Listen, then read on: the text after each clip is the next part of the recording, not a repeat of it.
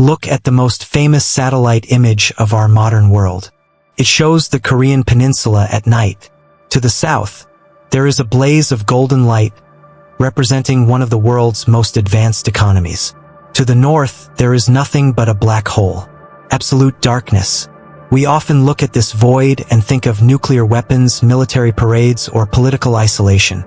But we rarely stop to ask the most fundamental question of human survival. In that darkness, how do 25 million people eat? This is the Democratic People's Republic of Korea.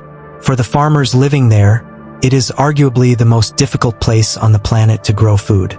Imagine a world where tractors have no fuel, where fertilizer is more valuable than gold, where every inch of land, from the steepest mountain cliff to the smallest apartment balcony, is a battleground for caloric survival. This is not just farming. This is a war against geography, against a brutal climate, and against total economic isolation. But the story you are about to hear is not just one of struggle. It is a story of incredible human ingenuity. You are about to discover how a nation, cut off from modern technology, has reinvented agriculture using methods that would shock the rest of the world. Welcome back to Extreme Agriculture. Today, we cross the 38th parallel to uncover the secrets of the Hermit Kingdom.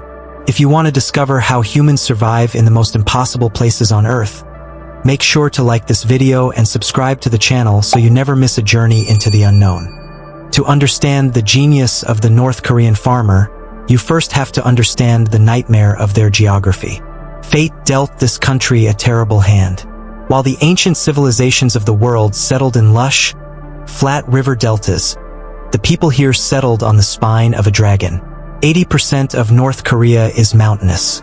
We are talking about steep, jagged granite peaks, deep valleys, and rocky soil that resists the plow. Only about 15 to 20% of the land is arable, meaning flat enough to easily farm.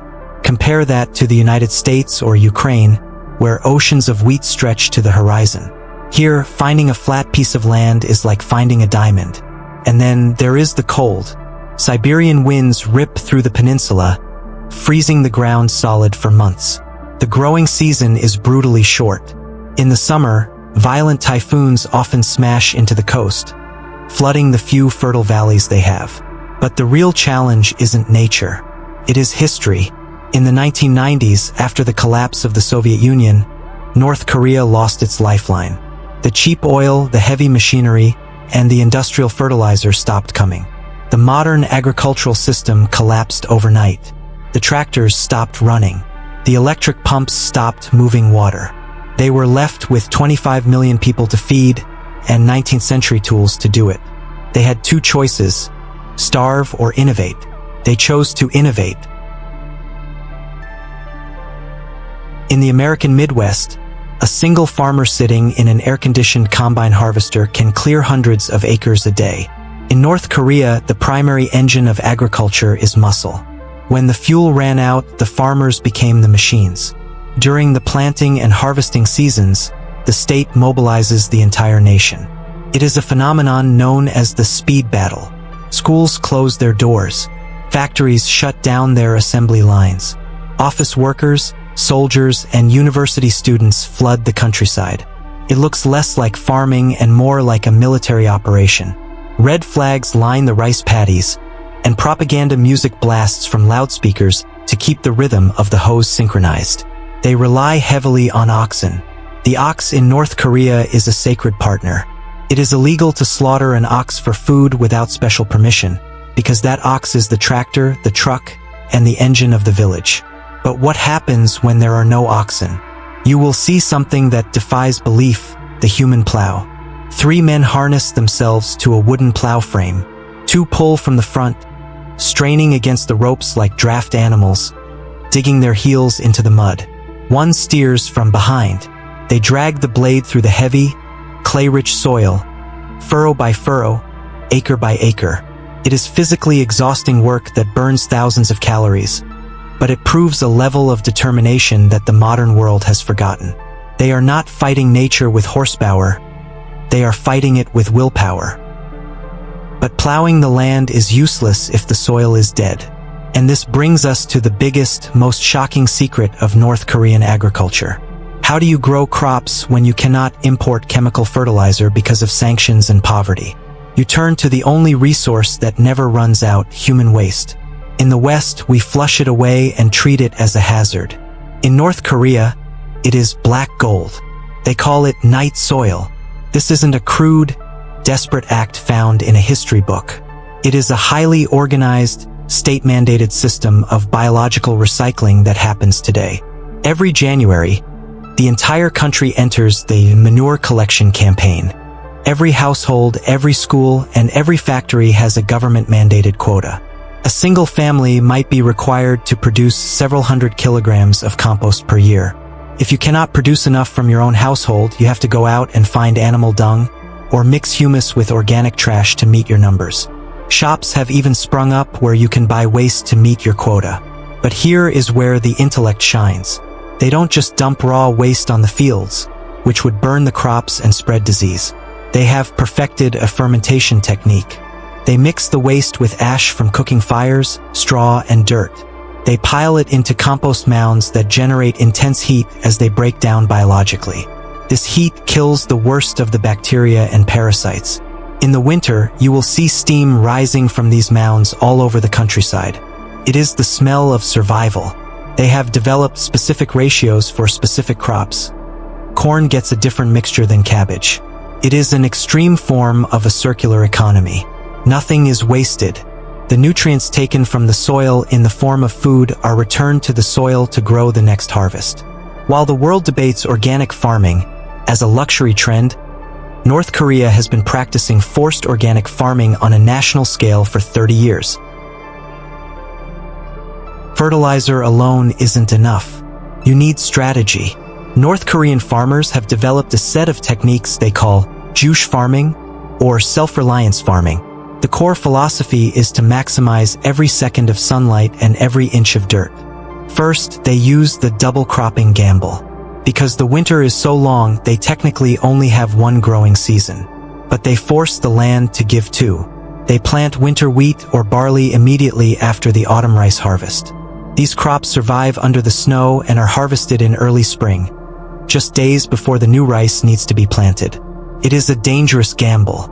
If the winter is too long, the barley harvest overlaps with the rice planting, causing a labor bottleneck that can destroy both crops. But they take that risk every year. Second is the vinyl revolution. You will see millions of sheets of thin, transparent plastic across the fields. They cannot afford glass greenhouses, so they create seedling beds. They plant rice seeds in small, plastic-covered trays weeks before the frost ends. This creates a microclimate, trapping the sun's heat. By the time the snow melts, the seedlings are already 6 inches tall and ready to be transplanted. This buys them an extra 30 days of growth, which is crucial in a cold climate. Third is sky farming. Look at the mountains. In most countries, steep slopes are left for forests. Here, they farm the cliffs. They burn away the scrub brush and plant corn on angles as steep as 40 degrees. Farmers have to tie ropes around their waists to keep from falling off their own fields while they weed. While this causes soil erosion in the long run, in the short run, it provides the calories that keep the villages alive. Finally, they use the block planting system. You will rarely see a field with just one crop. They plant soybeans in between the rows of corn. Why? Because soybeans are nitrogen fixers. They naturally pull nitrogen from the air and put it into the soil, feeding the corn. It is nature's fertilizer, used by farmers who understand biology better than chemistry. So, does it work? After all the human plows, the night soil, and the cliff farming, what is the result? The statistics are a mix of tragedy and miracle. According to the UN Food and Agriculture Organization, North Korea produces about 4.5 to 5 million tons of grain annually. Here is the math. To feed 25 million people comfortably, they need about 5.5 to 6 million tons. They are always short. They are always on the edge of the survival gap of about 1 million tons. However, consider this. They are producing 5 million tons of food with almost zero oil, limited electricity, and terrible soil. That is an efficiency rate of human labor that is almost unmatched in the modern world. They are keeping a nation alive through sheer brute force and clever adaptation. In this system, rice is gold. White rice is the luxury. It is mostly reserved for the military, the elites in the capital, and special holidays. For the average farmer, corn is king. It grows on the rough slopes where rice cannot. And in recent years, the state has pushed a potato revolution. Potatoes grow underground, safe from typhoons, and produce more calories per acre than rice. What does this extreme agriculture taste like on the plate? The cuisine of North Korea reflects the harshness of the land. Cold, hardy, and surprisingly resilient. The most famous dish is Pyongyang naengmyeon, or cold noodles. Why noodles? Because in the rocky north, wheat and buckwheat grow better than rice. These noodles are black, chewy, and served in a broth chilled with ice, sometimes actual river ice in the winter. It is a dish born from the cold climate, now famous worldwide. But the true genius is found in the street food, born from the hard times. Meat injogogi. It translates to man-made meat. During the famine years, people had no meat. So they took the dregs left over from making soybean oil, a brown paste usually fed to pigs. They rolled this paste into sheets, filled it with rice, and smothered it in a spicy chili sauce to hide the bland taste. It has the texture of meat. It fills the stomach. It is a source of protein invented by people who refuse to starve. Today, it is a beloved street snack, a reminder of their survival. And of course, there is kimchi. In the north, kimchi is not a side dish. It is a life support system. During the kimjang season in November, families turn hundreds of heads of cabbage into kimchi to survive the 5-month winter when no fresh vegetables can grow. Northern kimchi is less spicy and uses more water than in the south, often consumed as a soup to stretch the food supply further. The agriculture of North Korea is a paradox. It is tragic, yes. It is a system struggling to feed its own people. But it is also a monument to human resilience. When we look at North Korea, we usually see the politics. But look closer. Look at the farmer carrying soil up a mountain on his back. Look at the scientist inventing new ways to compost waste. Look at the mother making meat out of soy paste to feed her children. They have proven that even when the lights go out, even when the world closes its doors, and even when the soil turns to rock, humanity finds a way to grow. They are the farmers of the dark, and their harvest is survival. Thank you for joining Extreme Agriculture on this journey into the unknown. What surprised you most? Was it the human plows or the man-made meat? Let us know in the comments below. And if you believe in the power of human resilience, smash that like button and subscribe. Next time, we are leaving the cold mountains for the vertical cliffs of Nepal, where farmers hunt for hallucinogenic honey. You don't want to miss it. See you in the next harvest.